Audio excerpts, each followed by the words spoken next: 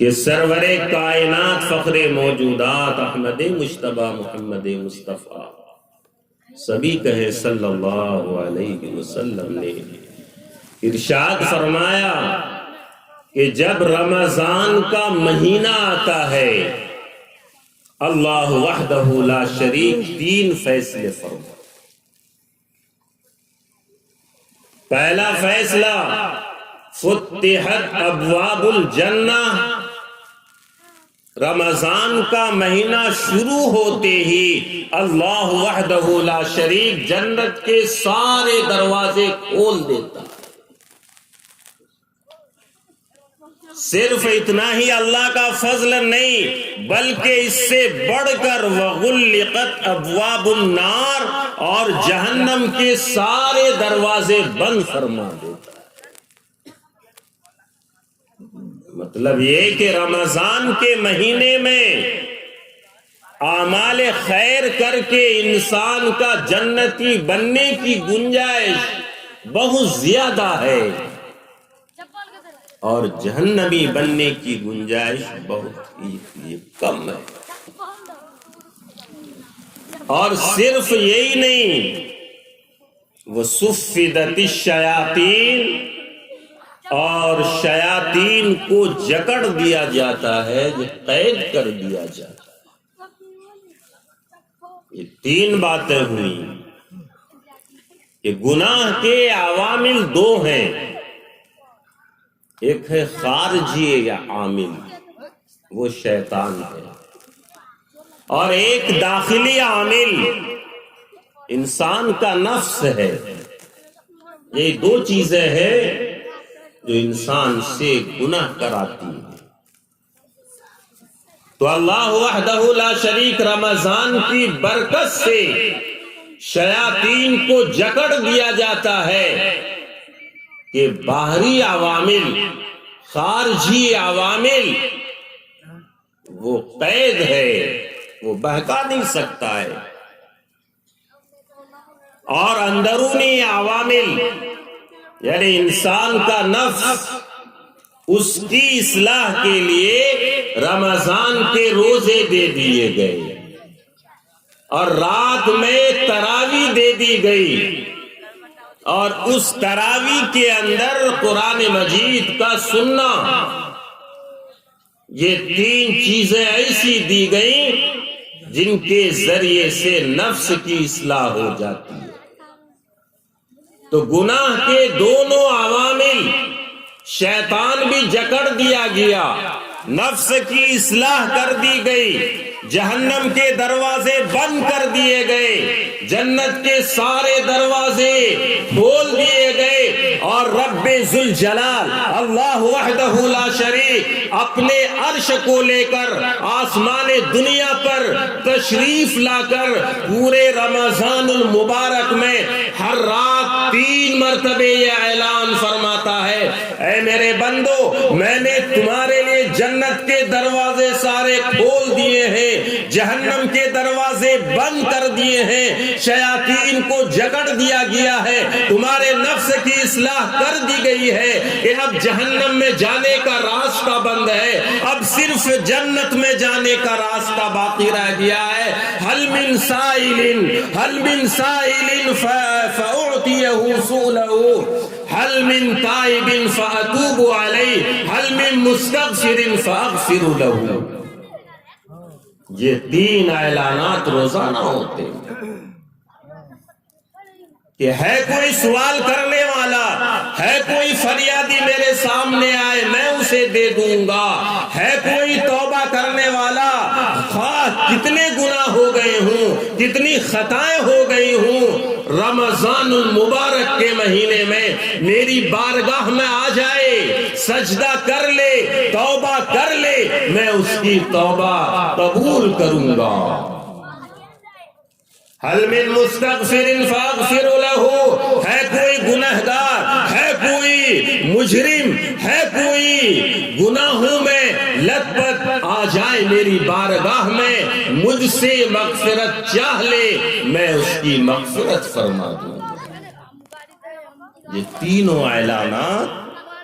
پورے رمضان المبارک میں ہوتی رہتی ہے۔ اور اللہ وحدہ لا شریک نے ارشاد فرمایا کہ جو بندہ رمضان میں روزے رکھتا ہے اور رات میں قیام لیل کرتا ہے اور شب قدر کی جو راتیں متعین ہیں ان راتوں میں جگتا ہے، حدیث پاک میں اللہ کے رسول صلی اللہ علیہ وسلم نے ارشاد فرمایا من صام رمضان ایمانا واحتسابا غفر له ما تقدم من ذنبه ومن قام رمضان ایمانا واحتسابا غفر له ما تقدم من ذنبه ومن قام لیلۃ القدر ایمانا واحتسابا غفر له ما تقدم من ذنبه۔ کہ رمضان کے روزوں کی برکت سے، تراویح کی برکت سے اور شب قدر میں اللہ کی بندگی اور عبادت میں مشغول ہونے کی وجہ سے اللہ وحدہ لا شریک ان کے پچھلے سارے گناہ معاف فرما دیتا ہے۔ اور رمضان کی آخری رات ہے رمضان کی، میرے رب کی طرف سے ارشاد ہے کہ میں تمام روزے داروں کی مغفرت فرما دیتا ہوں۔ رمضان کی آخری رات تمام روزے داروں کی مغفرت کی جاتی ہے، سوائے 4 شخصوں کے کہ 4 انسان اللہ کی بارگاہ میں اتنے بڑے مجرم ہیں کہ شب قدر اور رمضان المبارک میں بھی اس کی مغفرت نہیں ہوتی۔ بس وہ 4 شخصوں کے بارے میں ہم سب سن لیں، پھر انشاءاللہ دعا ہو جائے گی۔ چونکہ رمضان کا مہینہ ہمارے سامنے ہے اور رمضان کی تیاری یہی ہے کہ ہمارا نام ان 4 میں نہ رہے۔ یہ مغفرت نہیں ہوتی جب تک کہ وہ ان 4 گناہوں سے معافی نہ مانگ لے، توبہ نہ کرے۔ سب سے بڑی تیاری یہی ہے کہ رمضان کے شروع ہونے سے پہلے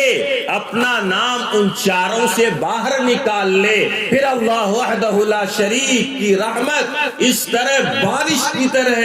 برسے گی کہ ہم روزہ رکھیں گے، تراویح ادا کر لیں گے اور شب قدر کی راتوں میں کچھ دیر اللہ کی بندگی میں رہیں گے اور ہم سب کی مغفرت ہو جائے گی۔ تو وہ 4 شخصوں میں نمبر 1 رجل مدمن خمر، کہ شراب کا عادی جو ہو اللہ وحدہ لا شریک اس کی مغفرت رمضان میں بھی۔ اور سننے میں آ رہا ہے کہ آج کل جوان بچے بہت زیادہ شراب پی رہے ہیں، یہ ہمارے سماج میں یہ گندگی بالکل عام ہوتی جا رہی ہے۔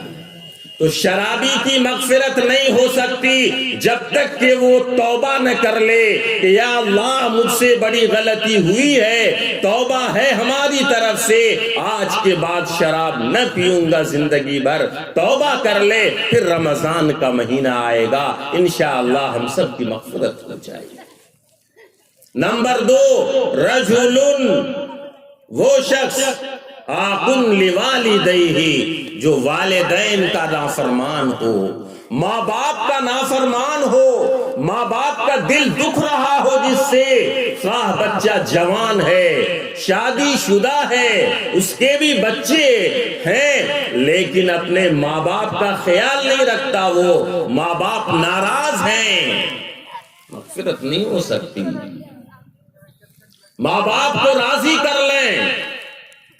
اسی لیے حدیث پاک میں آتا ہے رضا الرب فی رضا الوالدی، کہ باپ کی خوشی میں اللہ وحدہ لا شریک کی خوشی ہے۔ اس لیے ماں باپ کا نافرمان جو ہے مغفرت نہیں ہو سکتی،